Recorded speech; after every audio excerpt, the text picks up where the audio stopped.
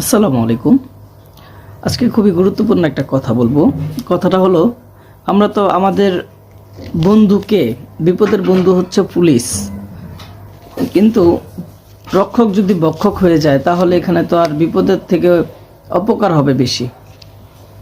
যে বিষয়টা নিয়ে কথা বলছি, কাজের কথায় আসি। এটা হচ্ছে আমার ড্রাইভিং লাইসেন্স, ঠিক আছে? এটা আমার ড্রাইভিং লাইসেন্স। তো বিষয়টা হলো, আজকে আমি একটা মামলা খাইছি 2000 টাকা, ঠিক আছে?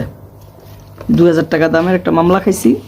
মামলাটা খাওয়ার রিজন হচ্ছে, আমি রং ফার কিনেছিলাম, নিউ মার্কেটে রং ফার কিনছিল। ওকে, ফাইন। আমাদের আশেপাশে আরও কয়েকটা বাইক ধরছে, এর ভিতরে একটা স্টুডেন্ট ছিল, যেটা খুবই মধ্যবিত্ত একটা লোক। আমিও মধ্যবিত্ত, গরিব মানুষ। তারপর সে স্টুডেন্ট মানুষ, যেহেতু আর্নিং সোর্স নাই, সে খুবইভাবে রিকোয়েস্ট করছে, ভাই আমি হচ্ছে গরিব মানুষ, আমাকে মামলাটা দিয়েন না। তো বলতেছে, সবারই তো মামলা দিচ্ছি, তোমাকেও মামলা দিব। তা আমাদের তোরা 5 জন ছিলাম আর উনি একজন 6 জন। তা আমরা সবাই মিলে রিকোয়েস্ট করলাম, স্যার আমাদের তো মামলা দিচ্ছেন, ওই ছেলেটাকে ছেড়ে দেন, আমরা রিকোয়েস্ট করছি।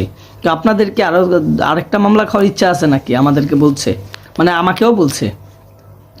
তো ওই ছেলেটা লাস্টে কোনো কিছু না পেরে ওই সার্জেনের পায়ে যা ধরছে, যে স্যার আমাকে মাফ করে দেন, স্যার আমি আসলে বুঝতে পারি না, এখানে রং পার্কিং। 2 সাল থেকে আসছো?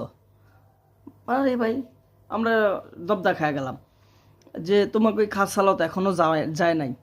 মানে মানুষ যে এত, মানে আরও কয়েকটা গালাগালিও করছে, তুই তামারি করে খুব খারাপ ব্যবহার করছে, ঠিক আছে? কিছু কিছু সার্জেন আছে, ওরা মানুষের বাচ্চা না, ওদেরকে কষাই যেমন জবা করে ঠিক ওরকম জবাই করে। ওদের মন যেমন পাথর হয়ে যায়, ঠিক কিছু কিছু সার্জেনের মন এরকম পাথর। ঢাকার ভিতর আরেকটা, আমার কিছুদিন আগে একটা ছোট ভাই আপনার মাওয়াতে মামলা খাইছে। মাওয়াতে মামলা খাইছে, মাওয়ার ট্রান্সফার করবে না ঢাকা। আমি ফোনে বলে দিলাম যে স্যার ওকে যেন ট্রান্সফার করে দেয় দয়াগঞ্জের আশেপাশে কোনো একটা ব্রাঞ্চে, ডিসি অফিসে। না, ওই মাওয়াতে যাই মামলা ভাঙ্গাইতে হইব। তো আমরা বেডও দিতেছি, মামলা ভাঙ্গাতেছি, সেটা ঠিক আছে। মানুষের তো ন্যূনতম একটা জ্ঞান। তারপর ওই ছেলেটারে 2000 টাকার মামলা দিয়ে দিছে, জানেন? মানে আমরা নিজেরা এত খারাপ লাগছে আমাদের ভাই।